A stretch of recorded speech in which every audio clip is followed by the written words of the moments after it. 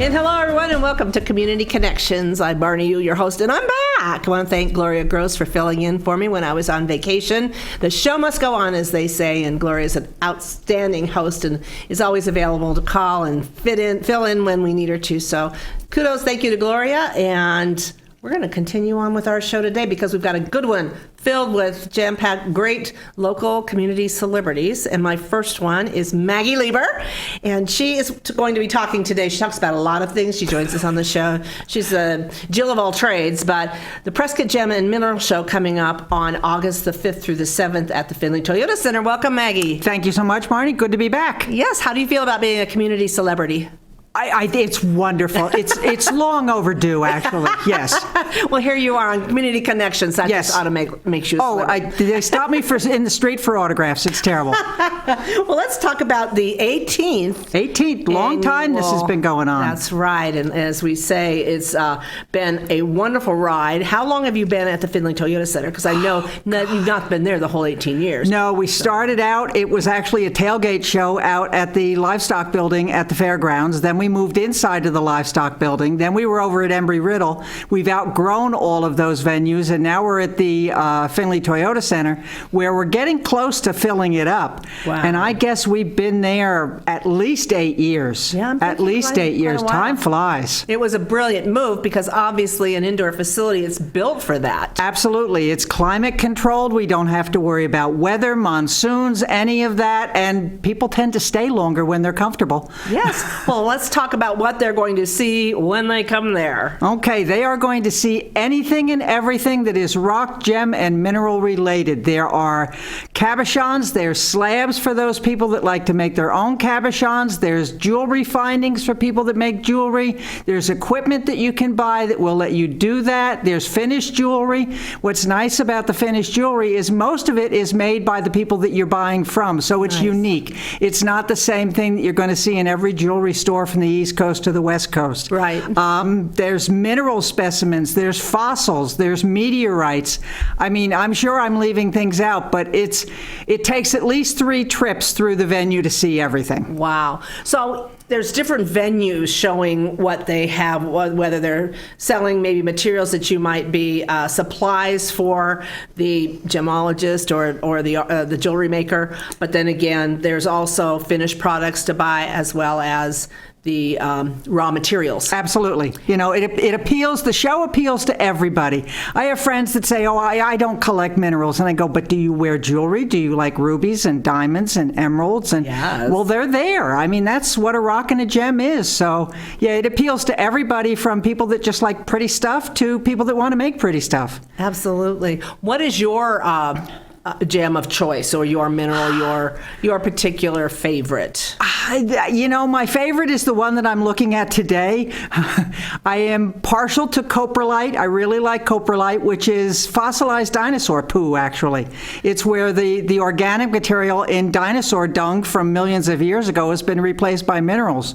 So it has all of these blues and greens and stuff like that. But like I said, my favorite changes from day to day. It depends upon what I see. I go, ooh, Texas palmwood. God, I love Texas palmwood. It is absolutely drop dead gorgeous. And whenever I see it in the rough, I have to buy it because I'm confident that I'm never going to see it again. And what will you do with it? You cut it, you polish it, and you can make jewelry out of it. You can make specimens out of it that you could just stand on a shelf and look at. Okay. Takes a beautiful, beautiful polish. Depends upon which way it's cut out of the tree is the pattern that you get. So it's a variety of appearances. Wow. Well, you brought a couple samples, so let's talk a little bit about these. So the first one that you're looking at there is actually Tampa Bay coral. It's fossilized coral, and it forms all these little bumps, and if you were to polish that up, it would take a shine that's almost like an amber beer bottle. It is absolutely gorgeous, and I'm partial to the bumps. I love the bumps. Oh, and the blues in there. It's beautiful. And that would just be a specimen piece. Somebody might cut it up and make jewelry out of it. To me, it would be a crime to cut that up. I would agree. I'd probably just sit it on a shelf. Yeah, I might polish it a little bit so that it has a little bit more of a shine, but I wouldn't destroy the piece. Right. No, but that's just it's cut just beautifully the way it is. And then obviously many of us who grew up in science class. That's fossils. right. It's a fish fossil. Yep. So that's kind of cool, and you'll see lots of that kind of thing there. It's just amazing. I mean, how far the history, how far this goes back. Yes, I mean, absolutely. You're holding something that was formed. I'm not a geologist. Thousands, millions of years ago. Thousands. Yeah. So Older than you and me, Marnie. Just slightly, right? So you said this is for the whole family. Are there areas for kids? I mean, I think that they would One love of to our see a lot most of this. popular areas is at the back, and it's geode splitting, where you take a raw, just looks like a rock you'd find in your driveway, and we will cut it for you. And inside are all of these beautiful crystals and amethyst and all sorts of things. And to think that you are the first person to lay eyes on what's in the center of that stone blows my mind. Absolutely blows my mind. Well, I'm not a kid, and I still thrill with that cut and opening those up. Yeah. Like you said, it's just incredible. It is what's hidden. the line in back there rock. is usually very long. I mean, I always look at, and you've got this. Yeah, this, that's what it looks. You would this just rock. step over that in the driveway. Right. And then yet you cut it open and mysteries are revealed. It's amazing. Absolutely. It's amazing. It really is. Yep. But there's that. There's a kids section. We have a spinning wheel where everybody wins some sort of gem mineral prize. We have a little mine that the kids all get a little polished stone. So yeah, it's for everybody. It's for, the youngest to the oldest. So we've got this coming up. Let's talk about the dates, August 5th, 6th, and 7th. So Correct. it's a 3-day event. Yep. Friday and Saturday and again Sunday. And admission? Admission is $5 for adults, $4 for seniors and veterans, and kids 12 and under get in free with a paid adult. And everybody with a paid admission gets a raffle prize. And actually, the 2 props that I brought here today are raffle prizes. So this is the kind of thing that you could possibly win. That's worth this right there. Going, Absolutely. I like that a lot. Would Yeah. you polish it for me if I win Sure, it? absolutely.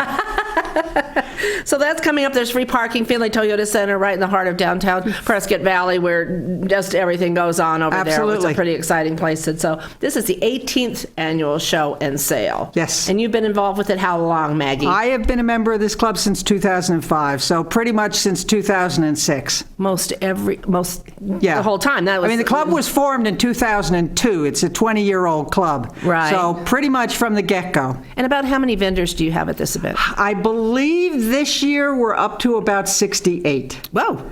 And we try, it's really a juried show that we don't just let anybody that fills out an application become a vendor. We want variety. We don't want to have 20 vendors selling the same thing because that gets kind of old and boring. So we try and keep it to a variety of vendors. So Prescott Gem and Mineral Show 18th annual coming up on August 5th, 6th, and 7th. Finley Toyota Event Center. Come on out and join us. Say hi to Maggie and pick up some gems. I will be there all 3 days. Thank you, Maggie. Thank you, Marnie. Stand.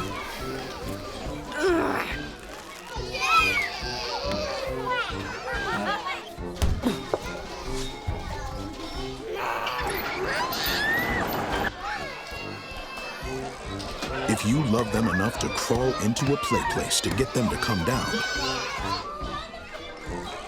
then surely you'll check nhtsa.gov/the right seat to make sure they're in the right car seat.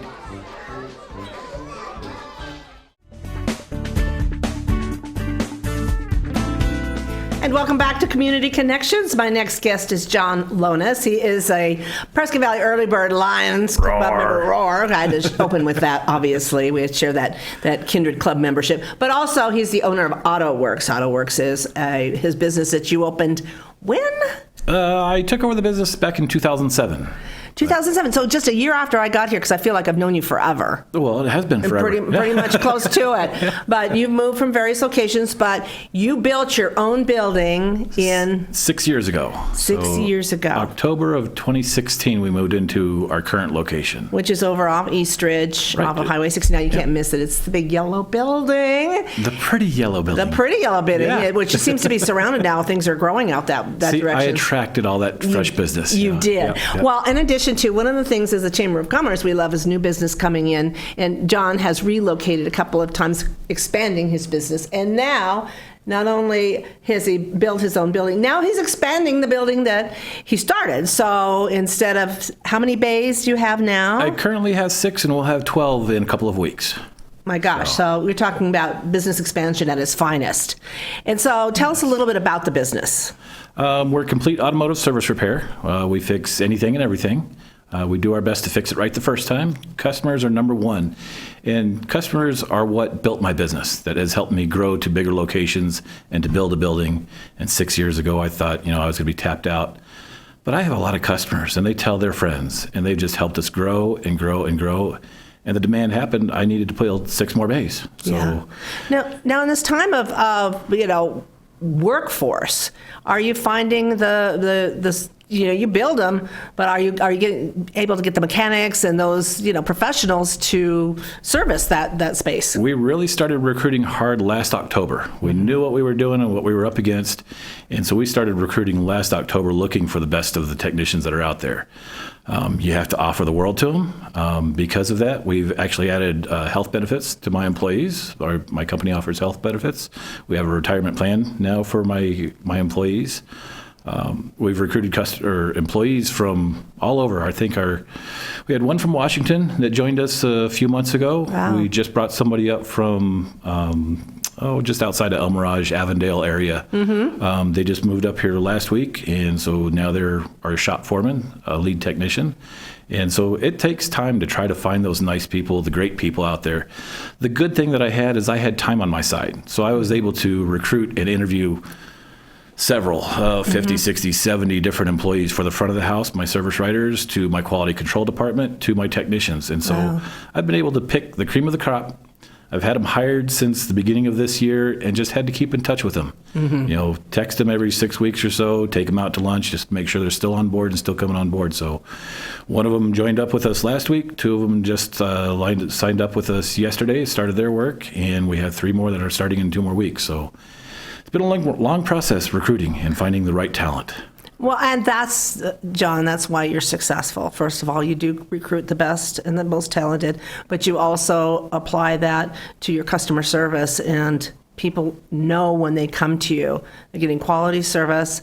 There's always those stories about, what did you fix in my car and was it really broken? Or having to bring it back because it wasn't done right the first time. So you have a reputation of quality service in the community. And I know, we take our truck to you, and Chamber Truck is, and you keep it running well. But I think that's one of the big things in success in business is creating that environment of excellence. And you've done it front of house, customers, back of house, your technicians. So, and you lead by that example. It does. It takes a lot. And customers right now, over the last couple of years, they're looking for customer service. Mm-hmm. And you have to exceed their expectations. Right. There's so many workers out there that just don't have that great positive attitude, and they're just there for the job. Mm-hmm. And that will reflect to your customers. Sure. So you have to give them the excellent service.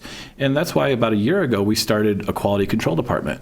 I have my own customer that I've hired to test drive all these cars after we're done working on them to make sure that they're clean, that the customer's original problem is taken care of, that everything's handled properly before the customer gets it. Right. I want to catch it in-house before the customer gets down the street and it still rattles or there's grease on the steering wheel. I don't want the customers experiencing that. It's some little things, that little attention to detail too. And it does. It helps the customer experience, and they appreciate us. And because of that, like I said, customers have just demanded that we grow bigger and get larger, and so that's what we've been doing. And so in recognition of those customers that have helped you build your business and are responsible for so much of your growth, you're having an event coming up. Yes, July 30th. It's on Saturday from 10 to 2 p.m. We're having a customer appreciation and get to meet the technicians and meet my crew and everybody that I have there. There's going to be a food truck there serving food. There's going to be, I think, a bouncy house for the kids to jump around. So the adults, the parents, they can talk to us, set up appointments and whatnot that they need to do. And we're also giving out a $5 oil change coupon. You can only get at the event. So whether you like us or you want food or something like that, stop by, get that coupon for that $5 oil change. That's the only time we're handing it out is at the event for that 4 hours. But it's just a thank you to my customers. And some of my customers, their dates are off a little bit, so they were there on June 30th on a Thursday. You're a little early. But no, it is this July 30th, just a couple of weeks away. Right. And I hope to have the building done and completed. We might not have the paved parking lot at that time. Construction and everything has just been delayed. Right. But look for the big yellow building or the big 2 yellow buildings. Can somebody come if they're not necessarily a customer, but they've heard about you and just haven't had a chance to make an appointment, come by and say hi? Yes, please come by, take a look at it, check us out, talk to us. Right. Bring a friend or talk to your neighbor. I would think that most of the town knows about AutoWorks. being here, part of the community for 26 years. That's right. That's The right. name's been out there, and my yellow building has been standing out for the last 6 years. Right there on Highway 69. You can't miss it as you're coming into town. Oh, gosh, I had a really brilliant... No, talking about your technicians, coming and meeting your technicians. So many times you drop your car off, you come in, you pay, you take your car away. And you never meet who's back there doing the work. So that's kind of fun that you get that opportunity to see who's been working on your car and get to meet them and kind of personally contact them and thank them. And the wide diversity of the technicians. Yeah, yeah. I have technicians that are 65-year-olds, and I have 24-year-olds. So we have the wide range of them. They all have their different specialties, and that's my big thing is no one person can fix everything. Right, So no. We'll have 10 technicians. I have 3 service writers up front to meet and greet you and handle your complaints or problems that you have with your vehicle, and we'll fix the pain. We'll get it taken care of and get you down the road again. John, I'm just so proud of you. I'm just so proud of watching your business grow and hearing, a lot of stuff. I mean, I see you all the time, every week at Lions Club, but we don't talk business, except I'll drop a car up and I'll come back out. So what you've done and accomplished in the time you have, 15 years, is just, phenomenal. And we're so lucky to have you as part of our business community. So again, this is Saturday, July 30th, Customer Appreciation Event at AutoWorks. That's right. Come and out. you won't find jerks at AutoWorks. We love that tagline. So John Lonis, owner of AutoWorks, thank you for joining us. Thanks for having me.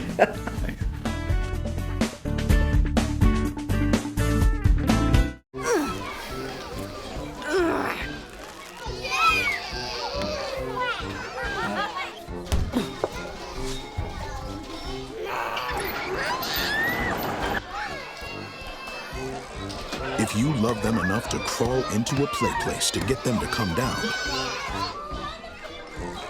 then surely you'll check nhtsa.gov/the right seat to make sure they're in the right car seat. I don't think that many kids in my son's school even do it. He makes fun of his friend who vapes. He would never try it. She's into soccer. She's on the honor roll. She's just not the type. No way. No way. No way. No way, my kid would never vape. Get your head out of the cloud. Today, nearly 8,000 kids will start vaping. Maybe even yours.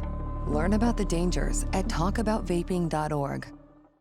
For patients with cancer like leukemia, lymphoma, and other life-threatening diseases, a cure exists with bone marrow transplant. More young people are needed because these donors provide the greatest chance for transplant success. Please take the first step of being someone's cure by logging on to bethematch.org for your free swab kit. Let's score a touchdown for more people who need a bone marrow transplant.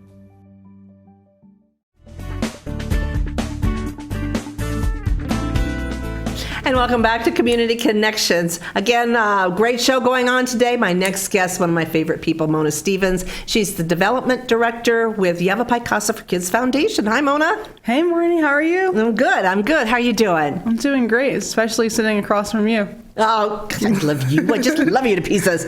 Anyway, we're going to talk about the Summer of Giving and Competition, and that's the question I'm going to ask you. What is this, a competition? Started July the 12th and goes through September the 22nd. Yes. So tell me about that. I think it's a brilliant idea, by the way. So the Summer of Giving and the Giving Competition, they're two things, but we're trying to mesh them into one so that way we can continue year after year with this. But basically, it's during summer, what do people do? They go out, they spend money in different communities, they have fun, and then they come back and it's back to work, it's back to school, it's back to whatever. But we're thinking in that summer, why not raise awareness for your favorite nonprofit or your favorite cause in the community? Mm-hmm. Why not give, but not you giving, but the businesses giving, which would encourage people to go to those businesses, support those businesses, figure out how they can be involved with this summer of giving, and then the businesses are the ones that are giving back to the community and back to these nonprofits. And instead of nonprofits fighting against each other for the limited amount of funds that are here, because we have a ton, I've never seen this many nonprofits in a short mile radius. So instead of fighting against each other for corporate sponsors here, this money here, and it's like, oh, they just gave to that person, I can't ask them this year. Why not us get together, and some of the bigger nonprofits that have more of a reputation in the community, why not they partner with some of the smaller nonprofits and split the money even Stevens so everybody wins? Brilliant. Was this your idea? Yeah. Yeah. So you're with Yavapai Casa for Kids Foundation. Tell me a little bit of the charities you partnered with. So we partnered with the Hajoni Foundation, which they help the developmentally and intellectually disabled, and that's in perpetuity. So they take them in and they give them a better quality of life. I've worked with them in Special Olympics. Amazing, amazing organization. Yes, they are. I didn't even know about them. That's all. There's so many. But then the Yavapai Humane Society, and then obviously we know what they do. They help our abandoned, abused, and neglected animals here, and they're a no-kill shelter. Right. So they have over 3,000 of those animals. And then People Who Care, and they help the homebound elderly. And Those four? Yeah, those four. What I see is a great diversity of those four organizations there that are each reaching a different segment of the of a need, of what people would support. Obviously, dogs and cats and taking care of animals with the Humane Society. People Who Care I've known for years that are helping those homebound elderly can't get out, so they do their marketing. They shop for them. They'll take them to doctor's appointments. They provide the transportation to get them out of the house. In many cases, that's the social interaction too.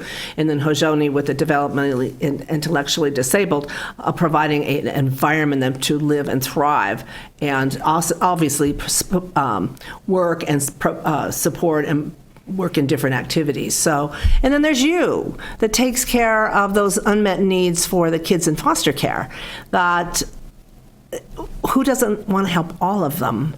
What a great way to partner. So back to the business side of things. So a business, let's say such as mine, let's just use that as an example, would contact you and say, I want to participate in this Summer of Giving program, right? Yeah, it's a competition. And then I would have the opportunity to fundraise through whatever channels I have to raise money to give to this, right? Yes, and then all the money raised will be split 4 ways evenly. But it is a competition, so I want to raise more money than my next door neighbor business.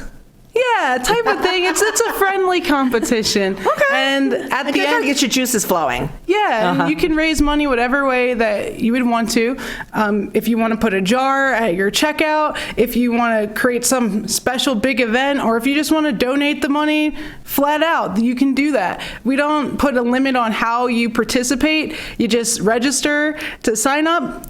We send you the information of where to send the money to, and then we ask you each week just to let us know kind of where you're at, because we do have a leaderboard, and the leaderboards have different amounts that if you hit one time, we give you certain marketing incentives for hitting those things. And then whoever wins, they get front page of every one of our websites. So combined monthly views between the Humane Society's website and the rest, including myself, it's over 20,000 local views you're going to get. Wow. People seeing that you supported this. We're going to give you, the person who wins gets a crystal award, and it says 2022 Corporate Ally to the Vulnerable. So then you can display that with all the other awards you might have won, just like, how you give out awards. And then there are different incentives for the top 4 after that.